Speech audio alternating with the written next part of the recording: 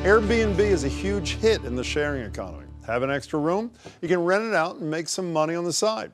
But as Adam Riley reports, there are growing concerns in some neighborhoods that people are taking it too far and creating makeshift hotels. Don't go to LA, don't go to New York, don't go to Tokyo. Live there.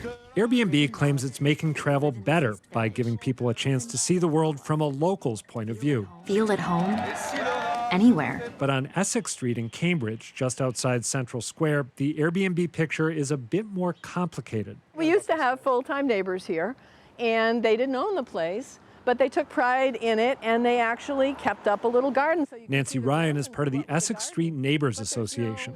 She says this triple-decker was recently turned into a full-time destination for short-term bookings through Airbnb and other services, with 9 separate rooms available. There was no official announcement, but Ryan says it was easy to figure out. Taxis coming and going all the time. We got, people dragging their roll-around luggage up and down the street all the time. Ryan says she's fine with Airbnb in moderation and has friends who rent out rooms in their homes. But she's not happy to have what she calls a de facto hotel as a new neighbor. There are no regulations about buildings like this. So it means you don't know who's coming and going. And so the safety of this neighborhood is really important. We have tons of children.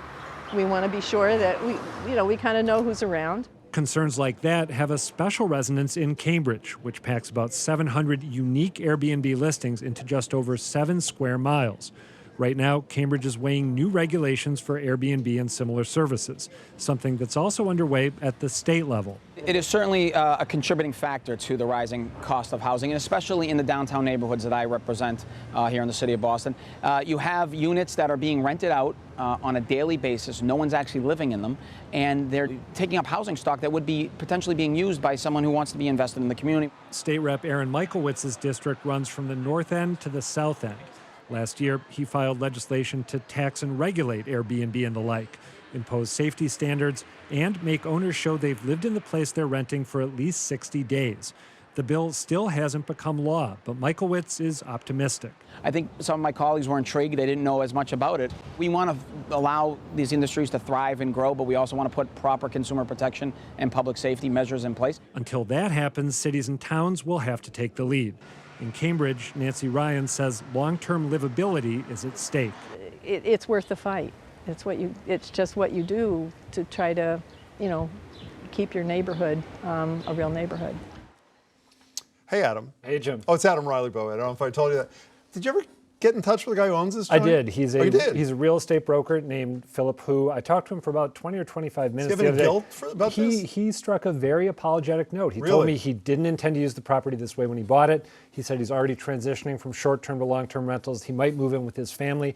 And he said he totally gets the reservations that people like Nancy Ryan have. You know what I'm shocked by? As a former one-term member of the Cambridge City Council, retired undefeated, I should say. Congratulations. I can't believe they haven't had a hearing on this issue. You will be happy to hear they're on it. It's coming right up this coming Tuesday. There's a public safety and housing hearing, and Craig Kelly is the counselor who's really been digging into this. So, speaking of Airbnb, I don't know if I'm allowed to say this. When you go to the convention with our colleagues, Azita, Howard, all these people, you're staying in an Airbnb. It's a beautiful looking I'm sure it is in Cleveland Heights. What are we getting from you? You're going to be there for all 4 days in Cleveland, Philly. That's right. And you'll be here on the radio. What are we going to hear from you? So morning debriefs with Bob C. on WGBH's Morning Edition, afternoons with Barbara Howard. You and I are going to be chatting every night, and I'll be getting you a story every night, and hopefully a little midday radio action too.